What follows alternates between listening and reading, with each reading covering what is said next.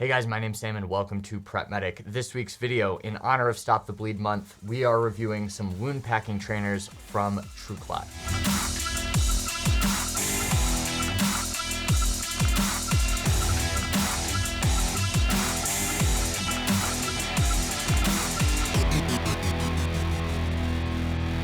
As many of you know, this month is Stop the Bleed Month. So like I just said, in honor of that, we are going to be reviewing some bleeding trainers from TrueClot. Now, bleeding control is not just a tactical issue. It's not just a law enforcement issue or a US issue or a paramedic issue. This is something that everybody can go out and do and make a huge difference in somebody's life. It is very easy to save somebody's life from massive hemorrhage, and you can do that with something as simple as a t-shirt. That being said, like everything, it is a skill you need to practice, and that's where trainers come in. Wound packing is not inherently simple. We see a lot of videos online of people wound packing completely incorrectly. They'll like stick one finger in, take it out, stick another one in, or they'll take a piece of gauze. I saw one, I think on TikTok, where somebody like put a piece of gauze in, took it out, put another piece of gauze in, took it out. That all leads me to talking about the importance of training. We need to train these skills and we need to be good at it. And with that, we need trainers that are helping us succeed, that aren't so technologically advanced and cost prohibitive that we cannot afford them, and also not so simple that it really is not giving us a simulated environment that we are packing these wounds in. And that's where these trainers shine. So this company is called TrueClot. So I first got in touch with TrueClot through one of their sales reps, Ron. Now he is a great guy. He's been through the industry, was on the Coast Guard SWAT team for a long time, did a bunch of other cool guy stuff. And now he is really kind of in the medical device realm. So I've known him for a while, and he sent these trainers out for my evaluation. I decided to do a video on them because I've been using these a lot in a number of videos that will be coming out soon. I also have some reels on Instagram that involve these things. So this product actually started with their blood, and the blood is really what makes all of this unique. So this is what I want to start with.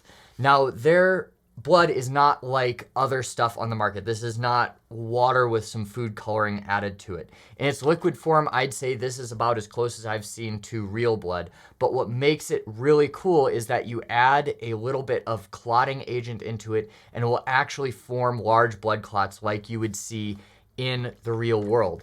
And what's cool about that is then you can take their gauze, which has their agent in it and is packaged very similar to QuikClot, and put it in, and you will actually see what you will see when you are applying QuikClot gauze. So that is absolutely huge and adds a huge amount of realism to your wound packing training or your tourniquet training as something really cool to show students. Now, you might be thinking, well, why does realism really matter? Why can't I spend a little bit less money and get some water with food coloring in it? And you definitely can. There is a place for cheap homemade training devices. Nothing here is intrinsically cheap, although it's not going to break the bank in my opinion.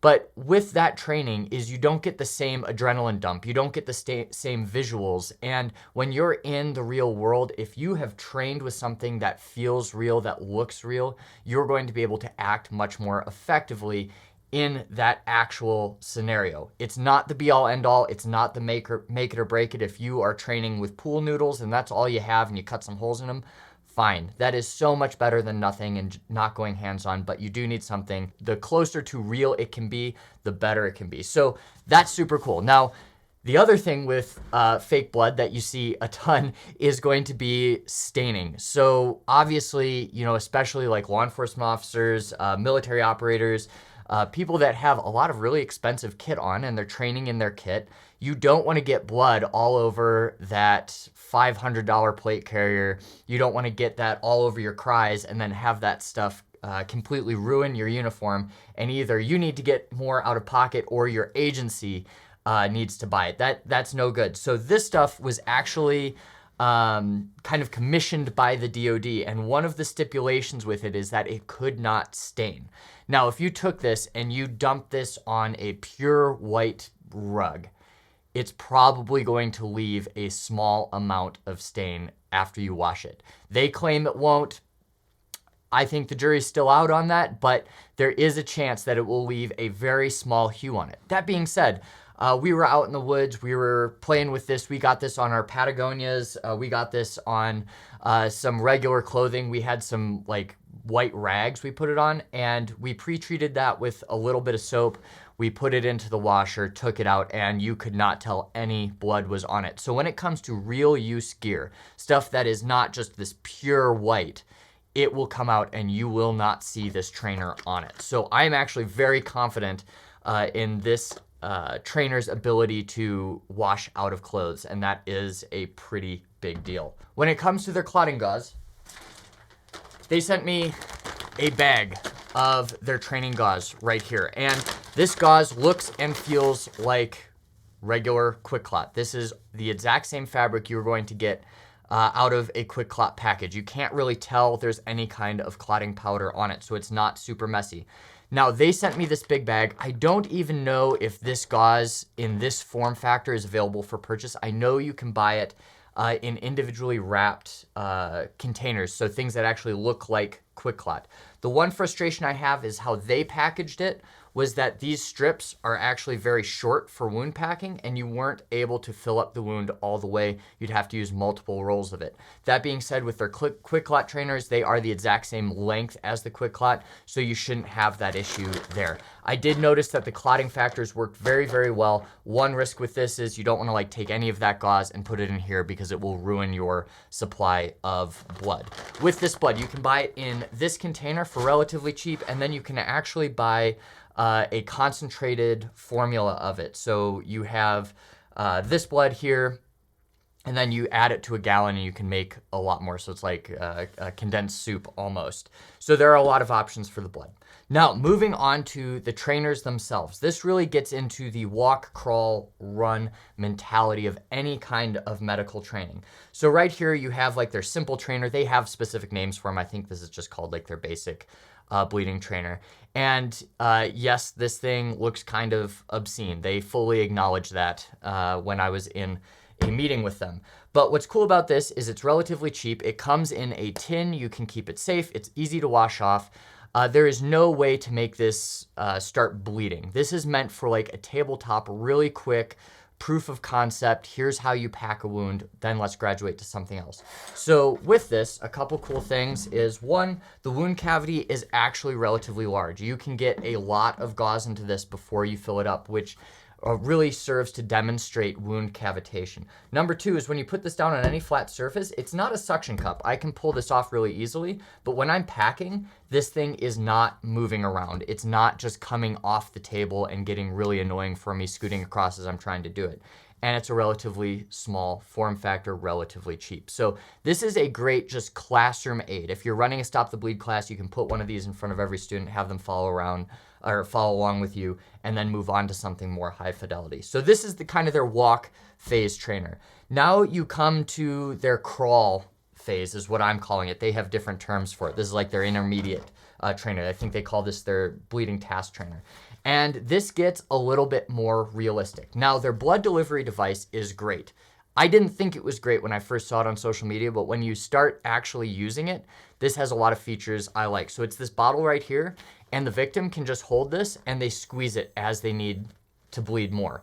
And then when the wound packing is done, it's going to be hard for them to squeeze it, and then they can just stop and move on to the next one. Why I like this is there's no technology involved here. Well, some engineer's going to get mad at me. There's a one-way valve, so that's technically technology, but there's no batteries. There's no pump that can fail. This is just something that is squeezed. It's very easy to set up. It's very easy to clean, and it's very low failure. You don't even need to use their blood in it. You can use pretty much any product. You can even put water in this and it's going to work. So they can hold this up there, or somebody off to the side can hold this and squeeze it, and they can bleed. But with this, that's how the blood is administered to the patient. Now, in this trainer itself, it's a little bit of a bigger wound cavity. And as you pack, obviously I can't show you this at all on camera. I don't have a single camera that's gonna like look into that wound cavity. But you can actually feel bone in there, and you can actually feel where the bleeding is coming from. So you pack towards the bone and the bleeding artery as you go. The one issue I had with this is in training, when we were doing this, if you pack this really tight, you can actually basically pack it forever and you can balloon the skin a little bit. So you do have to stop packing at a certain point when the wound's filled. You can always get more into it just because it's an expandable cavity. That's not totally unrealistic, but your actual body has some more limits than this trainer does. Otherwise, it's super realistic. It works super well.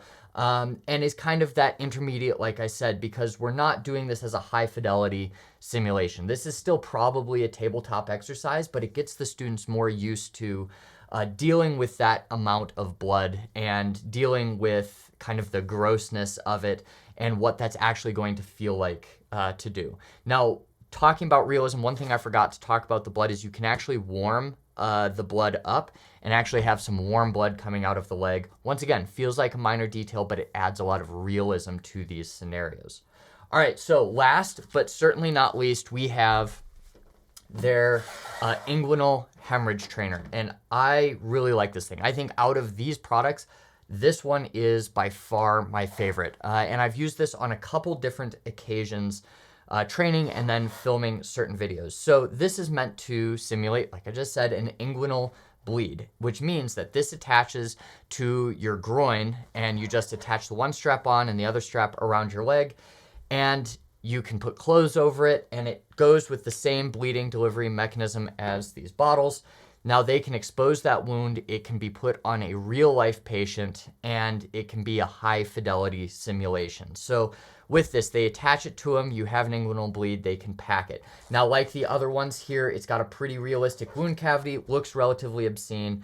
The same kind of issue persists with this one, is that you can pack it up into here and it will continue to bulge, but really wasn't that much of an issue in training while we were using it. So I might be repeating myself a little bit, but I like this thing so much because it is so simple and can still yield high fidelity results.